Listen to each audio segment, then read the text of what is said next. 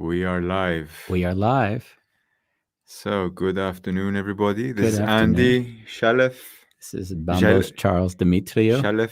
Chalev. Chalev. To you, it's Chalev. To others, it's Chalev. I like that. And today we have the expectation trap on A Wonderful Chaos. You want to try that again? Hey, listen, if you're going to say A Wonderful Chaos, you got to press the button.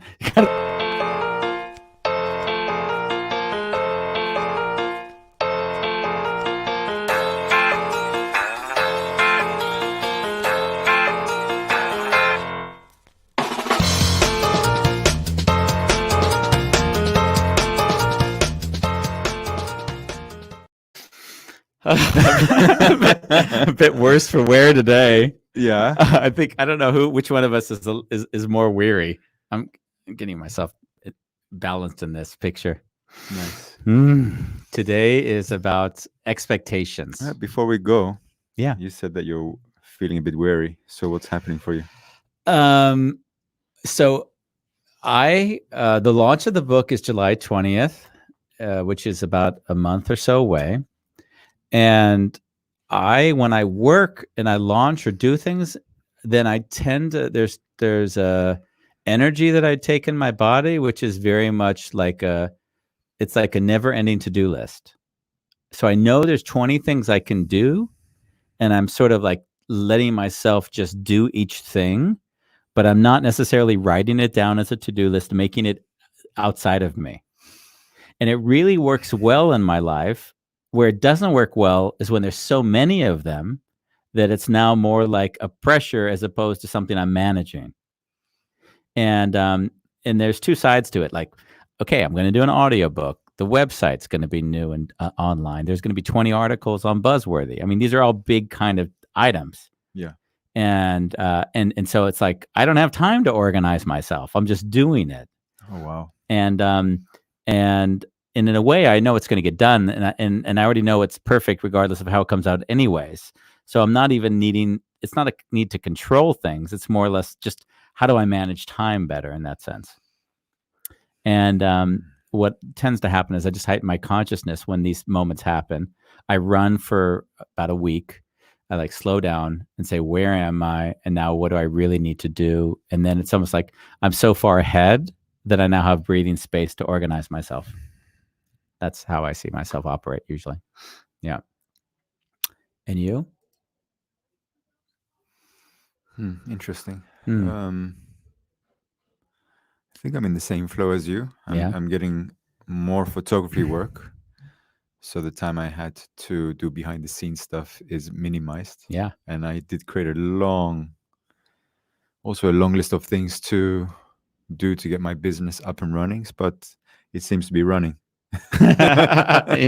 We assume it's not going to run because COVID's going to cut it all away, and now it comes back again. Well, we'll see because I keep on hearing stories, but I'm trying not to get involved in them. Just take it day by day. Yeah. If once the stories take over, your life kind of gets lost. Oh man, let's not even go there. No, that's not. It's a different. But let's dig into the topic today. Yeah. And why did you pick this topic? I didn't. I know you didn't. I just wanted to see you. So expectations.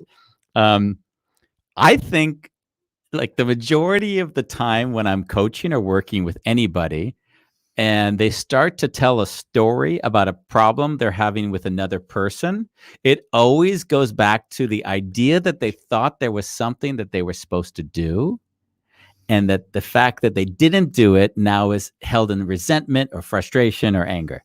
Yeah. And there's never the consciousness that came about because I had an expectation that I wasn't aware of in myself.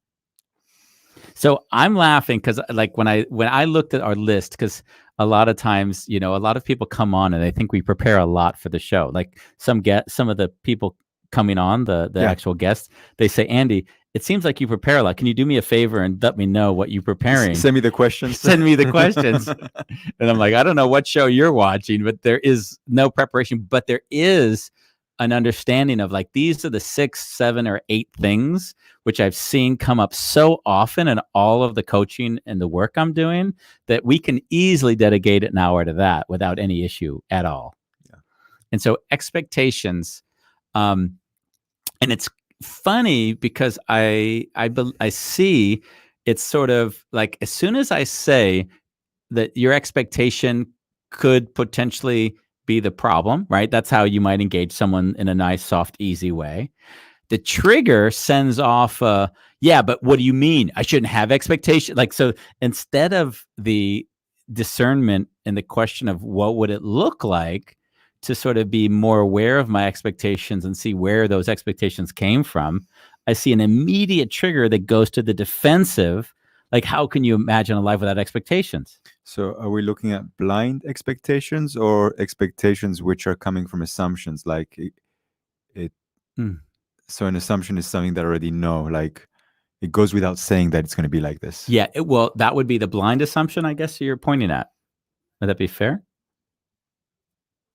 Well, I think some people are just not aware of their expectation. Of course. But other people are assuming that it's like that without knowing it's an I mean, if you want to look at any challenge or problem that emerges in a relationship, it's usually because different expectations. Oh, I know it's in life. I mean, any relationship, and you don't even need. It's not like you nor anyone watching is like not going to have that. Hey guys, while you're watching this, if there's anything that you can connect to, just comment below. And let's unpack. Yeah, let's unpack. In fact, let's be more precise in it. The question, if we were going to pose a question, are what are areas where you see that you have expectations that it's hard for you to let go of? Where are areas where you see I have these expectations and I can't let go of that, right? So I have an interesting, like, I notice in myself, I have very little expectation, but I do everything. And this might sound like it's going to sound like a contradiction, but I'm going to state it anyways. I do everything with the intent of it going somewhere, but I have no expectation it'll get there. Yeah. So for example, when I'm traveling and I get up, I get prepared for the airport, I go in the taxi, like basically I've planned everything, but I don't expect it's going to work. It's just like, yeah, it's just sort of like a working experiment, and we'll see what happens. And what I noticed is, like, let's say if Ronnie and I are both experiencing the same thing, she has a clear expectation that we're going to get to the destination that night. Like, that's clear in her mind. Yeah. And everything in her mind is sort of, let's say if you're going to the manager sort of part of your brain, she's managing against us not getting to our destination.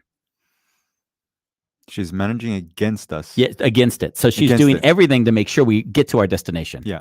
I did a double negative. Wasn't necessarily the best way of articulating. But and I'm just thinking, okay, we got to figure this one out. We got to figure that one out. We'll get to the next. So I'm just sort of allowing it to evolve, however it evolves, and knowing that I've already taken into account all I can already take into account. And so when it doesn't go well, I start laughing, and then I get my creative hat on and I figure out how to make it work. And when it doesn't work, she often will get frustrated, and then often the creativity starts to diminish because she goes into my expectations weren't fulfilled. Into story.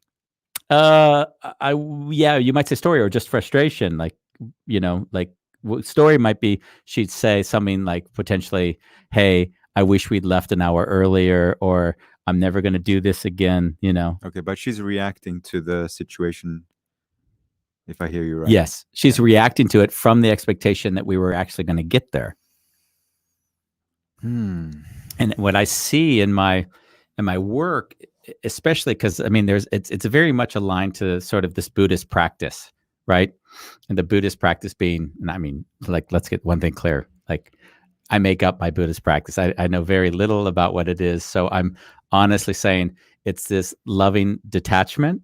And in some way, I see that this sort of holding an expectation, like holding it seriously, taking it seriously, but holding it lightly. So in that way, I see very much expectations is similar in that regard. Like if somebody has an expectation and they're unaware of that expectation and it doesn't happen, then they're always dissatisfied. But if you hold it as sort of a working, functioning assumption, or you consciously see it as a possible maybe, and then you allow yourself to like see it unfold, then there's only wonder and surprise and sort of happiness when it happens. You're like, I get to the destination and I feel joy. Ronnie gets to the destination, she feels relief. Interesting. You know? Yeah. Well, yeah. I learned something really cool from you, and how was that? I apply it in my own life. Like if I delegate something, I am never like, if it's not done by the next day, then I'll start doing it. Like I don't start blaming or jumping or trying to manage it. Like it just needs to be done. Okay. So you've actually told me that I'll delegate things, and I'll see how far it goes. And if I see someone is not fulfilling the agreement, I'm just going to start doing it. Yeah, but that's all well and good if you have the time and energy. But let's say for a moment, this is a good one. This is when it starts getting juicy. I delegate it. I need it to be fulfilled. And if it's not fulfilled, there's repercussions that come back to me. Yeah. That's a wholly different situation to be in. And then the question, pose that one back, how would you deal with such a situation? Because that's when it actually gets really interesting. Oh, relationship changes. Okay. And what do you mean by changes? Well, why do I feel this is a trap question? Oh no, I'm joking. I just felt myself holding my breath there. I can't think of it because I would have to really, okay, I'll play it out. If this would happen in real life and it's really important. So you need me to do some, okay, here, let's play it out. Let's put it in real terms. I had a bar mitzvah last week. You promised me photos that were supposed to be delivered today. The person who does your touch-ups doesn't deliver on time. You had an expectation that they were. They told you they were. How do you deal with that? Because now you're stuck in the dilemma of interdependency. You can manage it as long as it's only you and the other, but sometimes it's not just you. Oh, client gets a big ass discount. Oh, you deal with it that way. So self-sacrifice. Yeah. I'll make sure the client does it, like feels happy. And with the editor, I have actually solved that problem. I've got 3 editors now. Okay. So I'll make sure that if you cannot deliver, I always, if you can't, I've learned it the hard way. So I always have 2 days space. Yeah. I see.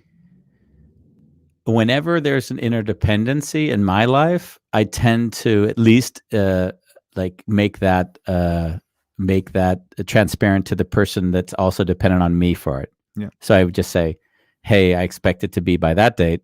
I am dependent on them. They tend to deliver on time. I can't say whether it'll be this case, but I assume it will, and I'll let you know if it changes. It's really all about staying in communication. Yeah. Like I know people that when they can't deliver, they just go radio silence. Yes. And they don't respond. And you're like, what is going on here? So those relationships, I kind of don't invite into my life anymore. Yeah, exactly. It's a behavior. Yeah, it's a behavior. I think what I've noticed in my life now is that as I'm sort of more aware of my own expectations, life gets really easy because I can express them ahead and give people the opportunity to say no to them. So I notice when people want things from people, they try to I would say convince them to do it. Like, hey, I need this done. Make sure it gets done. So they go to the confirmation of it. And what I often will do is I'll say, hey, what will get in the way of this being done? Like what a great question. I'll actively force the idea to be that I don't want them to be surprised by something, and they may not have even considered it. So I want them to think about it so that it doesn't come back and bite me in the ass. Yeah. Yeah. That's how I've dealt with my own expectation. This doesn't answer the Buddhist part of it. It deals with the how do you deal with the expectation once you have it and there's requirements that need to be fulfilled. It's a skill as well, what we're talking about right now. Yeah. Yeah. I'm actually, like, what comes up for me now in business, I had a client, they wanted a photo shoot. I can already see from the beginning they were incapable of paying. Okay. So I was at the point of giving it to them for free. But at the same time, I didn't want to just give it for free. I want them to at least really want to show up in the shoot. Because if it's for free, they probably won't value it. So I said pay in 3 months. So all of a sudden I get a message last week, hey, listen, I'm seeing that there's a possibility that I won't be able to make that payment in 3 months. And like in my body, I already knew that would happen. Like, yeah. So it wasn't a disappointment for me because I already saw that is a possibility. And that money, if it's going to cause so much stress in her life, then I'd rather give it to her. Yeah. Like that would be my thing. That's beautifully stated. And it goes, I would suggest back to the start of our talk, which is what I hear you say is, I've already given up on any expectation, so I'm free. Yeah. And yet I still say, hey, if you can pay in 3 months, but even that isn't an expectation. It's more like an invitation. Yeah. Which is really beautiful. I found that in my own work. Right. By the way, we have our very. Where do you think I learned this from, Andy? Yeah. You've been mentoring me for fucking 5 years. And Mariam. And sometimes the expectation, or rather the resulting disappointment or frustration that comes from that is pointing out a deeper inner belief or story that is just an ingrained pattern which is ready to be changed. Sounds like Mariam is quoting from a book. Yes. Very well stated. Yes. Let's in order to get anything done, we need to have an expectation, because nothing will get done unless we have an expectation. Things will happen, but we need an expectation of what we're going to do and what time frame. We need to project it out into the world and then have the world sort itself around us. So now we've got the expectation. The next question arises is, what happens when those expectations are met with other people that have different expectations? Isn't it about being really clear from the very beginning, like having that hard conversation to the point where you might not be in connection with that person just because your so-called expectations don't meet? Yeah, it's interesting. You went somewhere that I wouldn't go yet. I understand why you went there. But I love looking at you, Andy. I see expectation as an intention. It's an intention that something would go or happen or transpire. And then I see a process unfold. And if I say it's my expectation against another person's expectations, then those two things are juxtaposed one another and there's already tension.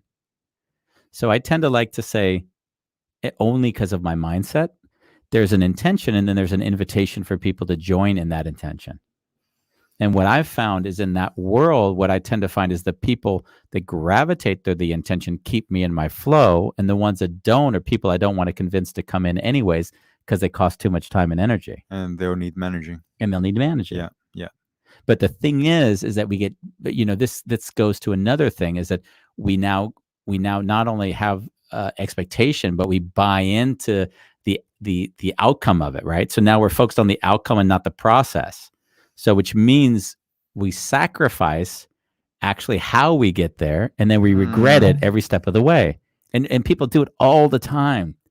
So it's a little bit like, sorry, I'm going to say this, codependency. Like I'll Sure. bring someone in that maybe we have different intentions, but I see that they're valuable. In my mind, I've created a story about them that they're valuable, so I'll bring them in anyway. But to the degree of, am I doing it blindly? Am I aware of what I'm saying yes to? Yeah, exactly. Are you aware? Like I'll hire or work with people that are not necessarily responsible or not necessarily, I can't expect much from them, but I'm so aware of that before we begin that I'm never frustrated with them. In fact, if anything, I celebrate it and say, hey, I know this or that of you, so how do you propose to deal with it? And if they get defensive, then that becomes another problem or challenge that we'll just need to address. you know when I work with your ex, your ex is she kind of works incredibly well. She's an incredibly talented artist, and then she needs to kind of do her own thing for a while. So if I force her to go on my timeline, then I lose her motivation. She gets frustrated. She feels managed. So the only way around it is to sort of celebrate that's who she is, know it from the beginning, or I decide ahead of time not to work with her. Yeah. But that would be my decision before, and not in the middle feeling resentment. So you can never blame her. Never blame her. Bravo. You might have stayed together.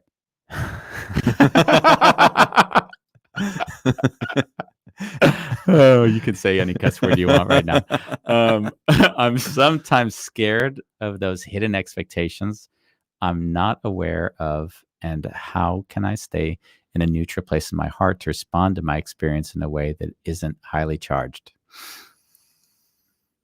So you can almost say with a high degree of certainty that if you're charged, there's an expectation that wasn't met.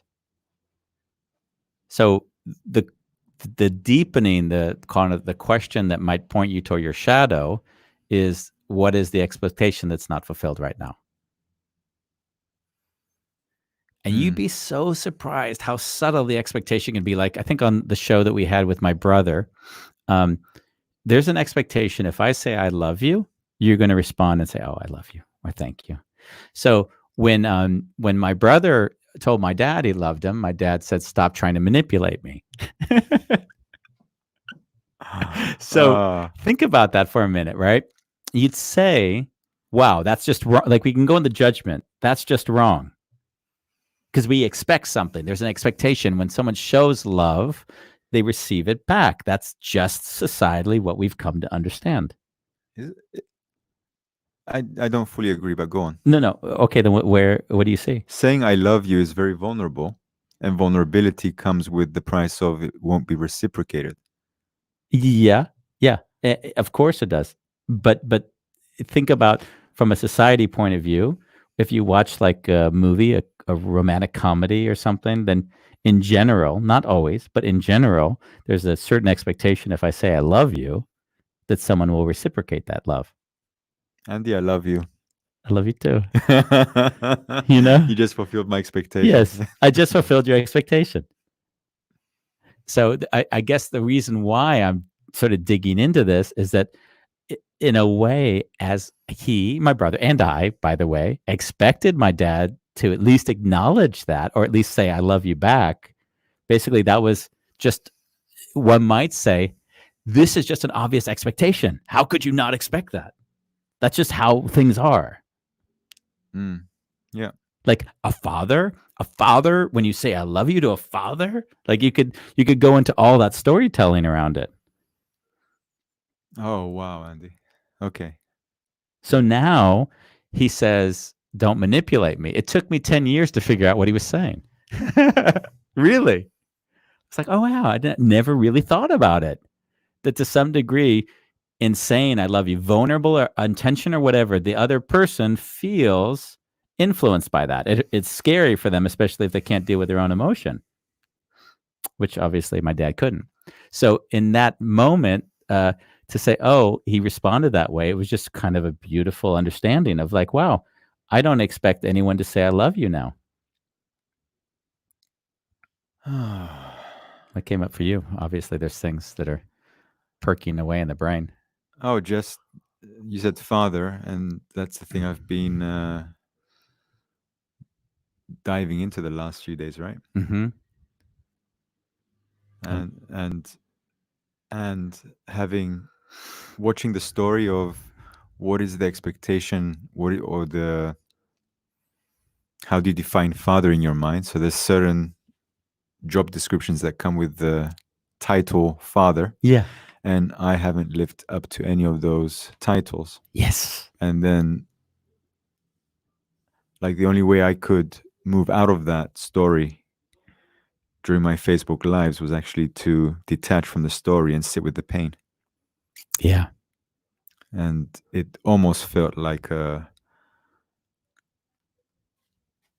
we talked last week, like there was nothing to hold on to. Yeah. Yeah. You had an expectation of yourself of what it meant to be a father. Yeah. You do still. It's, that's still attached in some way. Yeah.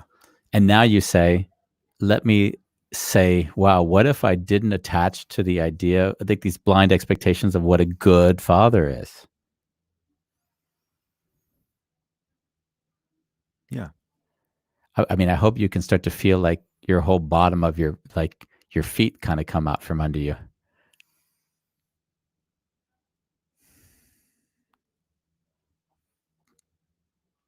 You feel that?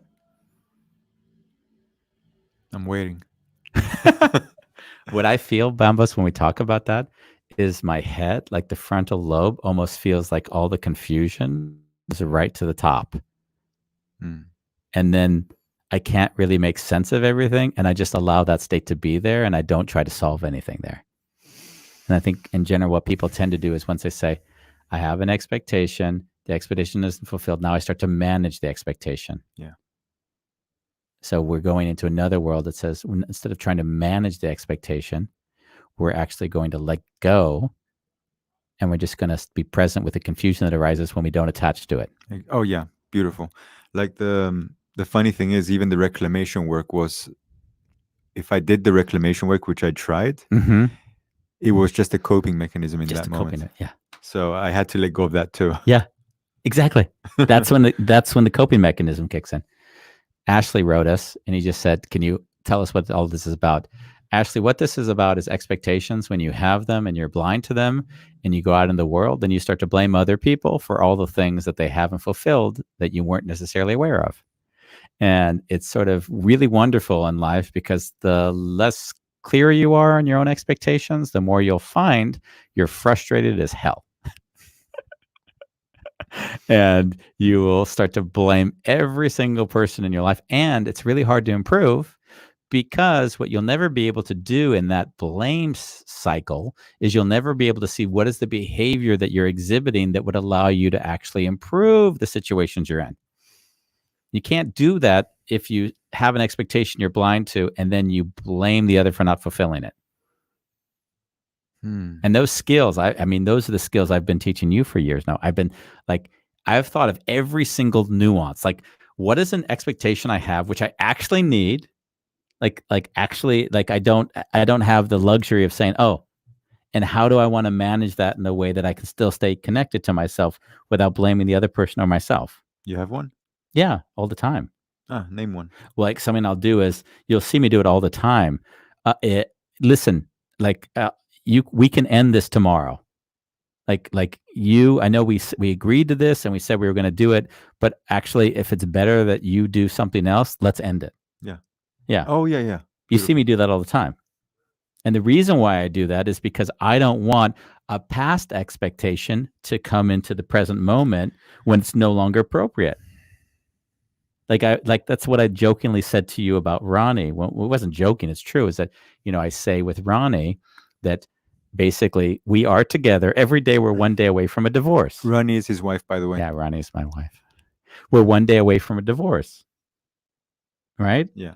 And I said that, and you've said it on the show before, and I say it because if the expectation is that we're going to be together forever, regardless of how miserable I am, how miserable she is, because we agreed to something in a church or a government house. Government house. I don't know what the words are in different languages. That now I've also agreed to be unhappy the rest of my life, and I've just said no to that. So the only way I can make sure I stay consistently clear and clean with Ronnie is by saying, if an issue comes up at this moment, we'll address it in this moment. Yeah. And that's because I don't have an expectation that for better, for worse, for richer, for poor, and all of those things, because that allows me a cop-out, allows me to say, hey, basically, I'm miserable as hell, but I said I was going to be here and for better, for worse, for richer. I promised. So yeah, that's how I stay sharp. Well, actually, I would say it's the same in our relationship too. We've come pretty close a few times to things weren't working, not because of us, but because of circumstances. Yeah. And I could feel like intuitively knew, okay, this can come to an end. That it would feel the pain, but there was no resistance because Okay. it was really clear. Yeah. And the same with the show, by the way. Yeah. I mean, we do because we love, and then we check in to see if it still makes sense. So the expectation is only if there, in this case, there is an expectation that we'll have maybe independently of one another. We'll check in with where we are today. Yeah. And if you said, hey, this has to happen next week, then I would say, hey, I don't know what we can promise next week. Right? Yeah. And that's sort of what keeps it going, is that it is a wonderful chaos because we're not trying to fixate an expectation, which then forces us in directions we're not happy with. And that's where people get stuck because they're no longer present. Let's all get that clear as well. Because this is kind of beautiful. We can go back to the power of now and all of those subjects, because as soon as you have the expectation is projected outside of you to a future. That future now begins to define you because you're no longer in this moment. So you're not doing it in the way I would say, which one might say is a little bit more healthy, setting an intention and allowing yourself to see what makes most sense given the moment you're in right now, as opposed to forcing outcomes you've already agreed this is the outcome. And I mean, it's the way I've chosen to live. I can't say that that's the best way to live. I can't say it suits everybody. It's just the way I found that I've chosen to live, and I've enjoyed it that way. Yeah. It's like my best practice. We have Ashley who joined us. He joined late and asked us what it was all about, and then decided to make a comment. My expectation is sometimes I don't like changing my routines. If I have a routine, I sometimes stick to it, but sometimes I have to learn that my expectation needs to change. Let's think about this for a sec.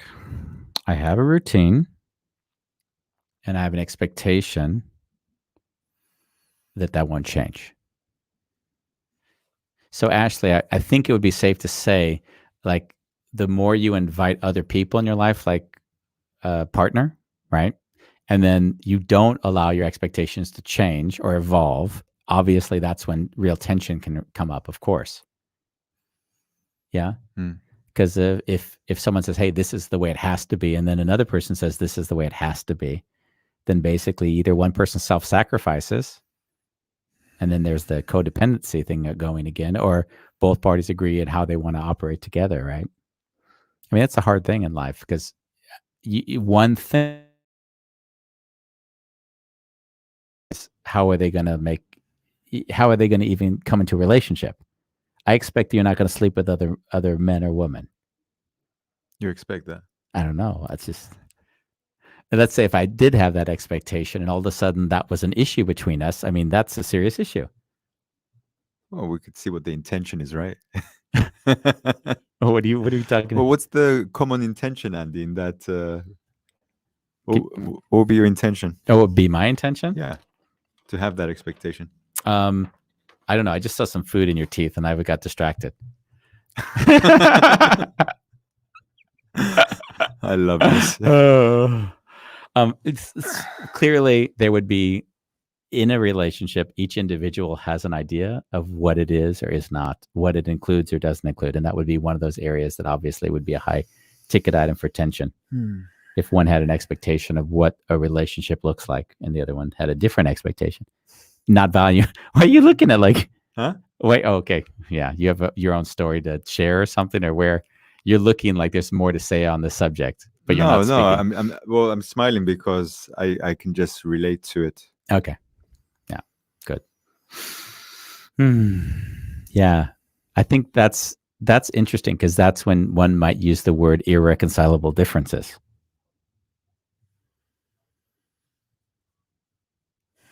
Right? Yeah. Yeah. Yeah. There's no judgment to what the other person might expect, yet there are consequences. Bravo. Yeah. Yeah. We've discussed that one before. What did that one mean to you? Oh, I met a girl during the corona. Okay. We're both in isolation. Okay. And after we met a few times and it was very beautiful, she started seeing other people in a way of interacting with them. Okay. And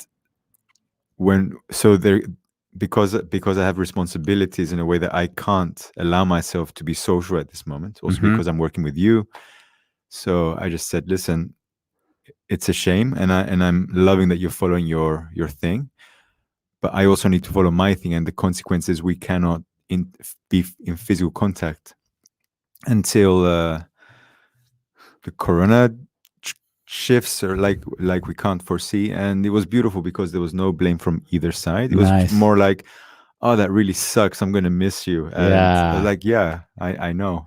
I love that. And so we've just taken the opportunity right now to get to know each other without the physicality. Wow. That's beautiful. Yeah. I mean, that goes to the idea, if both of you are aware enough about your expectations so they're not personal or as personal, it's always hard. But imagine, how could you do this? Like, you know that I da da da da da. Like, you get into that shit, and all of Yeah. a sudden you get into an argument. Yeah. Like, you just, yeah. It was really beautiful that we both had that level of awareness. Yeah, I think we talked about it as well, right? Yeah. Yeah, I think another thing that's, I mean, it connects to the subject, but it maybe isn't the subject itself, is that if we have an expectation and then we treat it as like, I'm entitled to this expectation, that creates tension in the relationship as well. If you feel entitled. Yes. Yeah. Yeah. Which is different than saying, I have this expectation. I can give you the nuance because that might be helpful. Or one is more, it has to be like this. It has to be this way. I am entitled. This is my opinion. You'll hear people use, even sometimes I'll get sort of triggered by the languaging of like a circle group, Yeah.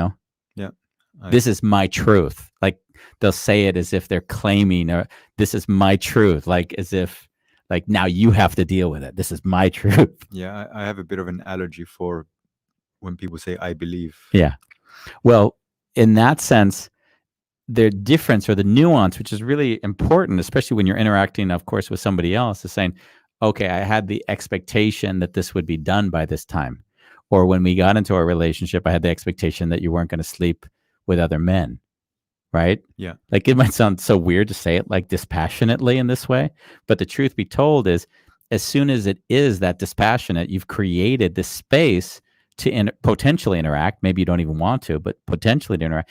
And through that interaction, you basically get to let it go through a process. And that process allows you to decide where you really want to be.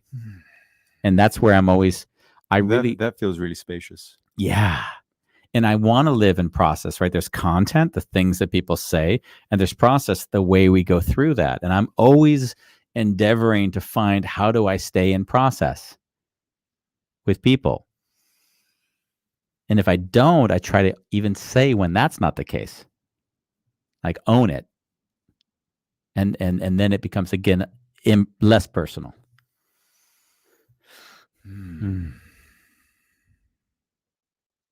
I'm always enjoying when you make your grunting noises, wondering what's behind them.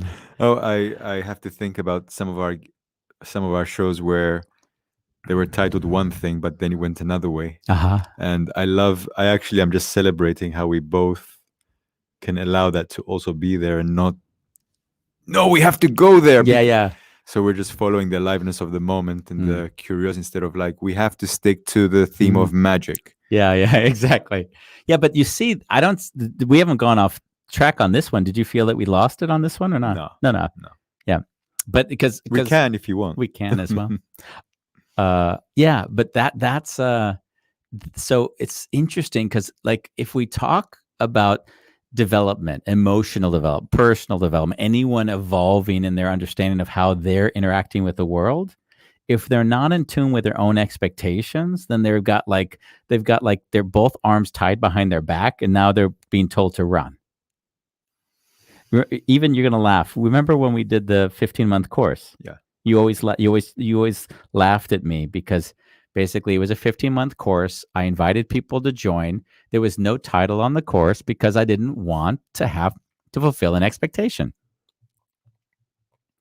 Well, I laughed at you because I found it very beautiful that you did that. Yeah, but I mean, it confused people and they got frustrated. Even some people got angry, like, how can you not have a name on your course?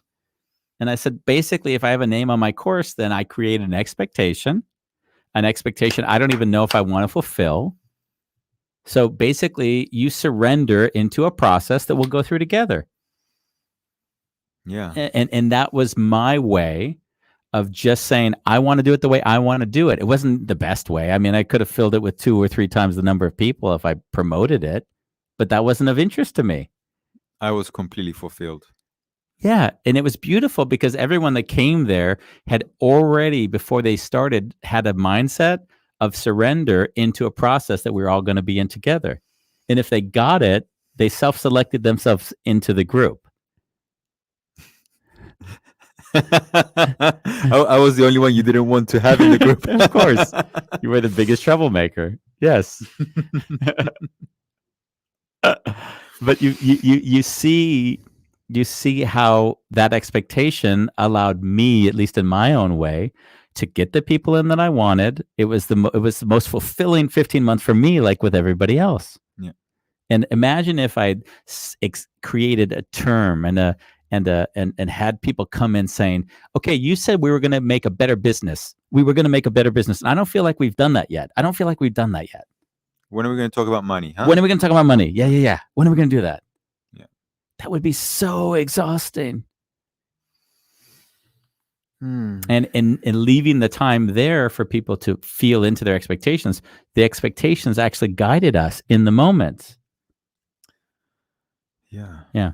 Like in my life, even expressing, I'm feeling arousal or I'm feeling love to a woman, I always have to make sure that, like these are just sensations and I'm not attaching anything to them. Yeah. And today I wrote a letter to my dear friend Jasmine, and I just said, like, the first sentence, I'm completely in love with your essence. And I want to make it very clear, nor do I want to explore anything. It's just me sharing something that if I would not live tomorrow, that there's something that I hold dear to when I think of you. Nice. And I put it through her mailbox and she messaged me like, wow, this was amazing. Thank you. I love you. And that's beautiful. Yeah. Yeah. You how does that fit back in with like there was a part of my brain that thought, if I say this, maybe I'm going to create an expectation. Oh, yeah.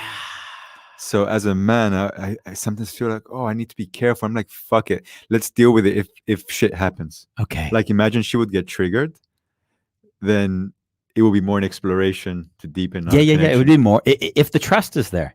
Yeah. That's the interesting thing I found in anything. If the trust isn't there, there's a bigger issue at hand. But inside of trust, you can make a lot of mistakes, and things will only create more and more love for one another. Because somehow with love, there's also a connection to understanding the intention, or at least openness to the intention of the other. Yeah. So if you're not willing to even be open to the intention of another, then you can imagine what are the consequences of that. There's no trust. Yeah. So nice. That is beautiful. So I've noticed that something that, we've talked about expectations, and I at the beginning we brought in skills.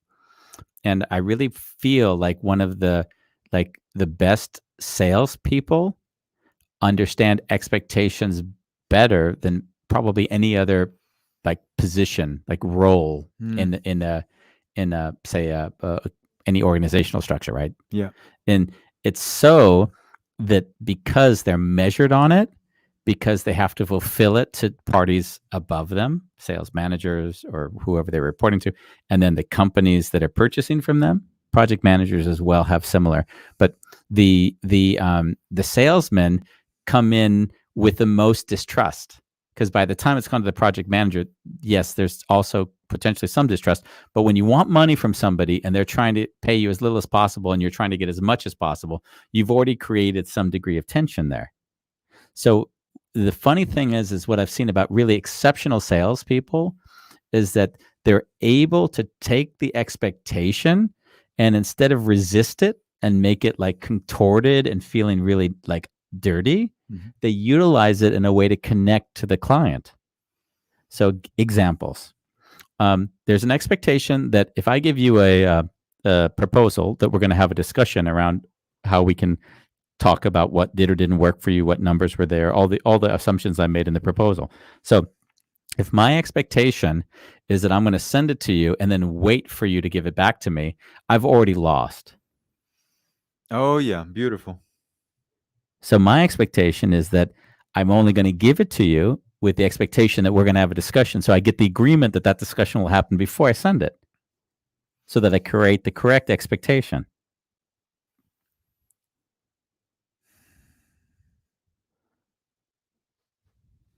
Yeah. And my brain was more, Oh. if I send this to you, I'll call you in 5 days. Like, I'll reach out to you in 5 days. How's that for you? Yeah, that would also be setting an expectation, of course. But you make an agreement beforehand. But then the client doesn't know what they're saying yes to, because they read the proposal and it doesn't resonate for me. Then why would I waste my time? Yeah. But then I'd say, then why would I send something to you that I don't know if it's going to resonate? So let's have a talk about it before I do anything. Great. So the whole point is that I'm managing expectations from the first time I meet somebody, and I would never want to give anyone something which I wasn't already highly confident it wasn't going to match their expectations.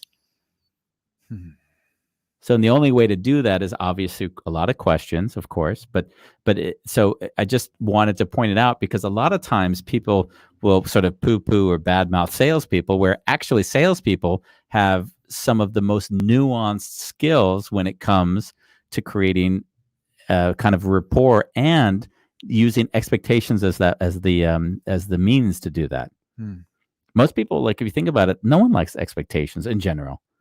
Like, oh my God, I got to ask them to do something. They're going to get frustrated. I've got to now have so the beauty is when you say, wow, I can use an expectation as a means to actually connect closer to somebody.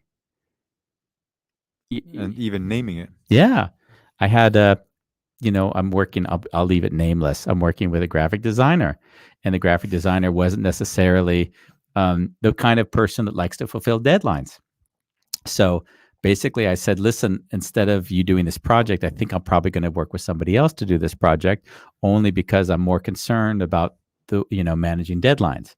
And so my expectation would be that that I have 20 articles, one image per article. It'll be a lot of work. It'll be a lot of things, a lot of management. So I'm basically trying to convince this person not to do it. I love that. Now, if they say, I want to do it, my first response is, do you really want to do it? Right? Because the whole idea is, I don't want anyone doing it that isn't bought into the implications of doing it. Yeah. So that's how, when we're kind of playing with expectations, we're not looking at trying to get somewhere, but we're looking at the process of getting there. That's what I'm always talking about, is the process versus the content. This is funny, because so I sell my services to clients. Okay. And if I even get an inch that the client is a difficult client, yeah, I make zero effort to sell them. In fact, I'm going to make it more easy for them to say no to me. Yeah. And if they say yes, then I know they're fully in. Okay. Yeah. Because I know the consequences of, if they say, if I sold them and they didn't have a full yes, I'm completely in trouble.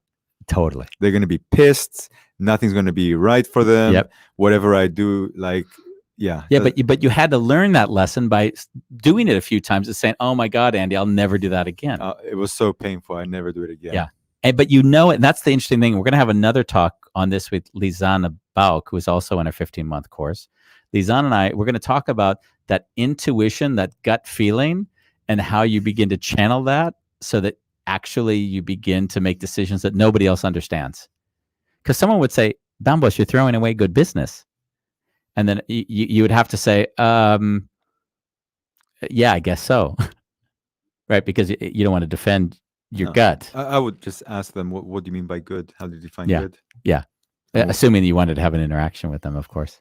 What I meant to say is, at some point when you start following your gut, you also have nothing to defend. There's nothing to explain. There's just decisions you make because you know intuitively they're the right decisions to make, and you don't necessarily have any rational understanding for why that's true. You just know it. And of course, you can reverse engineer it, tell stories like we do, but it goes beyond that. I'm really amazed that you can talk for an hour on expectations. Like I just became aware, like I wouldn't be able to talk so much about expectations. Yeah, I mean, imagine 10 years. You're really passionate about this. I am. I only put on topics that I know that I could easily even talk alone for an hour. Like I wouldn't, we don't need the distraction. I don't need to, I mean, I'll put on 5 topics that I think, oh yeah, these are things that I've had to deal with so often that I'll easily talk about them on different angles of them. Judging judgments is a tangential topic that'll come in with us, right? And we'll do that. We're not going to discuss that now because we're going to dedicate a whole hour to judging judgments. But I've often seen one of the traps. Expectations is one trap, but another trap is us judging the fact that we're judging. And that's another hour-long discussion. Right. Another hour-long discussion that we're going to have is I'm more enlightened. Yeah. Are you? You probably are. I once made the mistake of saying, Andy, you're enlightened. And I saw him like choke. We're going to dig into the fact that I've often laughingly said that, like, want to find someone enlightened, then find a group of people that have all accepted a certain way of living and seeing the world and experiencing it. And then they've decided for themselves what enlightenment is. So yes, of course, in that paradigm of living, they are enlightened, right? But I'd love to dig into it more because I find the narcissism of spirituality to be so untenable at times. People claiming superiority. And I also see that in this sense, we'll get into it obviously, but enlightenment and ideas which go away from our experience, we have to trust the other person is something that they are, which means we lose agency over ourselves again. So all of a sudden we lose agency because we now project it onto another thing, a person. And what happens when we project, we always project something that we believe we don't have in ourselves, and then we chase after it. And, maybe at some point drink Kool-Aid in a group with a group of people that just take us away from ourselves. Maniam. We always love Maniam. So, and it's like trusting that life is always guiding you to places where you can learn the most. And maybe with expectation, it's about knowing and refining your own inner clarity. Understanding what your heart really wants as opposed to what might be an inherited want or need. There's so much in that sentence I can't. Yeah. I mean, I don't. Yes, and I don't know. So it's like trusting that life is always guiding you to places where you can learn the most. So there's interesting nuance in here that's so weird that I'm going to point it out. But there's the life is guiding me. Like that would also be a story. So I wouldn't necessarily life is guiding me. I just say there are things happening. I am here and there's things that are going on and I'm experiencing them and they're informing me, and that gives me other arising of new, so that's more emergent. So the only reason why the first sentence is a little bit hard for me just to fully say yes to is that life is always guiding me would also say that I have to believe that. And then all of a sudden I might be in the worst situation of all time that I got into because I had a blindness to my own shadow. And then when I say, oh, life is guiding me here, that means I lose the opportunity to look and say, oh, this is a pattern that I keep living. And now I see that actually I'm the consistent. So I would say yes. And I would say I'm a victim of my surroundings, right? That would be that. Now let's go on to the next sense. And maybe with expectations, it's about knowing and refining your inner clarity. Yeah, maybe I would say it in a more nuance is that I'm as aware as I can of what's going on inside of me, so that when I'm triggered, I'm kind of using the trigger as a means of like a reflection. It's like a mirror. Each trigger becomes a mirror. It's like, what's going on here? Oh, I expected this. So the mirror of expectation is a way for me to better understand myself. So you would say the same thing. We just use different words for it. Maybe the same in this case even. Then the last sentence is understanding what your heart really wants as opposed to what might be an inherited want or need. So this is also a nuance, and gets to a really funny thing. Maybe not all that dissimilar from the first sentence. When I say what my heart really wants, it also means I'm taking the I of identity of Andy really seriously. Like, I want this. Mhm. Like, I take that standpoint of Andy as a really, like, I take him really seriously. I'd prefer saying I observe want, or I observe need, or I observe fear or anxiety, and then through sort of allowance of that thing without attachment to it, it's easier to see what's behind it. I lost you. Good. I like that. You lost me. The sound, or you lost me what I said? The sound. Either way is fine. We can talk about it. So what I would say is that, yeah, I see want. I'm just feeling into it without discussing it for a moment. Just like, what does that feel like?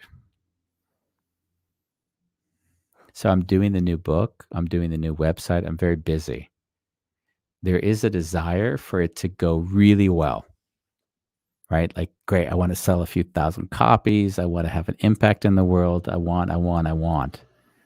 And then there's this Andy underneath that's like, oh, it's okay, Andy. You're just doing this just to let people feel or see you. And whatever it is, it's okay. So there's the two polarities. You don't need to succeed to be okay, or to be loved, or to be seen as special or important. You just do it because you love doing it.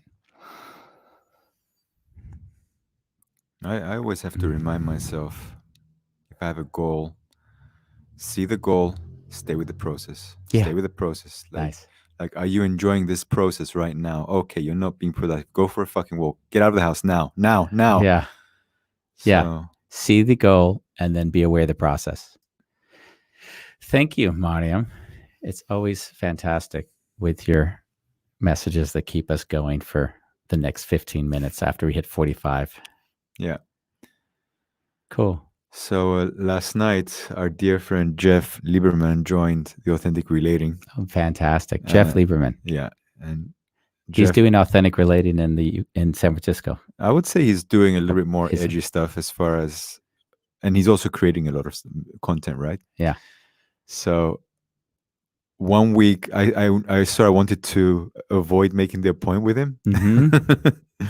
And then I thought, Bambo, just do it. Let him come. He'll see that it sucks and then he won't come back. Uh-huh. So I made the appointment. I did the event yesterday. Yes. And we were 9 people. And in the beginning, I really had to just say, like, I didn't prepare for anything. Like, there was no preparation. Uh-huh. Fully willing to fuck it up. Yeah. And it actually was a pretty amazing evening. I was quite surprised. With him as well. Yeah. I mean, just for context, so Jeff is doing similar activities, far more edgy. So for you to bring him into your group, the fear would be, going back to our topic, that he'd have an expectation that it might be similar to what they're doing there. No, the fear was it wouldn't be edgy enough for him. I know, but that I would say would be the expectation. Yeah.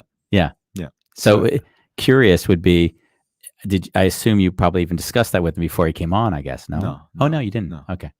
I just, he came in with his wife and it was really beautiful. Oh, beautiful. Yeah. I would tend to have that discussion ahead of time. Say, just because how I tend to work.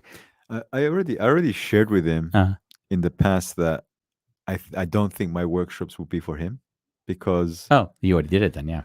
But that was a while back ago. So it was really nice to just do it. And actually, he surprised me how he showed up. He really was fully in, didn't feel any judgment. He played. Oh, beautiful. He shared his discoveries. It was great. I love it. Yeah. Yeah, that's cool. Yeah, I see. Again, that's how, like, the wonder of feeling the expectation. You owned it. I hear you with Jeff. So in that sense, if he came in and he didn't feel fulfilled, it wouldn't be because you didn't also share with him that it might be different than what he was expecting. Yeah. Beautiful. So we've just done it, Bambos. 1 hour, Andy. 1 hour on expectations. Thank you for joining us for this hour. It was a lot of fun. I hope you enjoyed it as much as I did. I really enjoyed the tools part of it. Yeah, cool. Tomorrow we have Bart Dolfler, who for me is a childhood friend. He basically is just this wonder of creativity. He's done shows for Disney, for Universal Studios. He conceptualized an entire idea for Holiday on Ice called Speed, and it was the best-selling show on Holiday on Ice it had. So he's just got an incredible brain, energy out the wazoo, and we'll be with him tomorrow. On Wednesday, we have Jules Toro. She lived 30 years off the grid in a teepee with 2 kids. Just think about it. You got a 1-year-old kid, you live in a teepee, no running water. Like that's a fascinating story. We got her on Wednesday. On Thursday, Bambos' favorite day, we've got Donatella Vergazzi. Donatella Vergazzi is the queen of drag, a drag queen out of Amsterdam. Bambos is going to dress up in drag for that show. You don't want to miss it. I will. Friday, Stephen Palmer. Stephen Palmer is the editor of my 2 books. He basically, I said, what topic do you want to come on and talk about that'd be interesting and fascinating? And he said, my dad is a narcissist. And I'm like, really? Are we going to put that on the title? He said, yes. And I want to discuss living with a narcissistic parent and how that is and how hard it is to sort of grow out of it, which I think is going to be a wow kind of conversation. We have a special one. We normally only have 5 shows. We've got 6 shows this week. We've got Matthew Schwartz. Matthew Schwartz is coming out with a new book. Book is called Confessions of an Investigative Reporter. He's basically been for 4 decades an investigative reporter. He was one of those people who To Catch a Predator. Like he basically went to people, shoved microphones in their face because they were scamming people. He did that for 40 years. And he's still alive. And he's still alive. And he's got a book that's coming out, I think, a few days before or after the interview. He's also interviewed like serial killers that are, the Son of Sam, people that are really well known in the U.S., televised nationally. So he's got a lot of interesting, fascinating stories, and we got him on the show as well. So that's it from us, and we look forward to seeing you. If you haven't already, please like us, please follow us, please do anything that says button with a thumb or something, because we need to cross certain numbers so we can use new functions. Yes, thank you. Thank you. Bye. Bye-bye.